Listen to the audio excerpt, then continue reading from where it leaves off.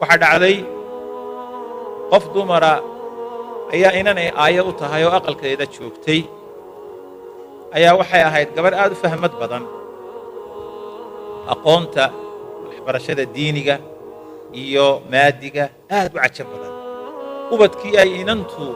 la walaalka ahayd inanteeda rajada ah rajay ahayd rajo ninkaa dhalay iyadaa ka fahmad iyo aqoon badan islaantii inanta haysay inanteedad bay la cilowday hooyada u ahayd shaqooyinka ugu daran iyo tacabka ugu daran bay u dirtaa waxay noqotay in jaa'isooyinka iyo waxa ugu fiican la siiyo inantan waxbarashooyinka ay si fiican ugu baasto islaantii waxay la cilowday inantii dabeetana iyadaa ka sheekaynaysa anigu afkeeda iiga sheekaysa waxaan ku talagalay bay tiri talow sun ma siisaa mar waxaan isiri bay tiri ma gubtaa iyadoo hurudda marba waxbaan ku fekeray bay tiri waxay tiri cishadii dambe waxaan isiri si yaroo farsamaysan u gub waan la fahmin dabeetana waxay tiri aqalkaanu ka shaqaynaynaa baan nidhi takfi baa guriga gashay waxaan soomaalidu takfi iyo kutaantay waxay yidhaahdaan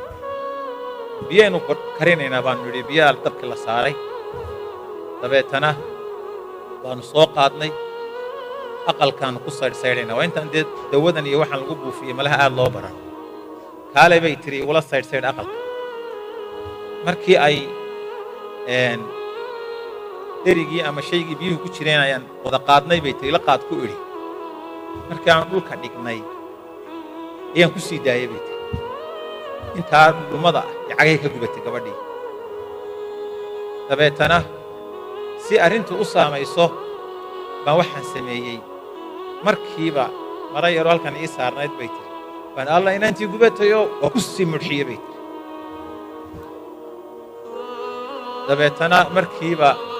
adigu inantii aad bay labada cagood uga gubatay oo farihii baa soo yara kogayoo dee anna waa ku talagalo waa mudxinayaa bay tiri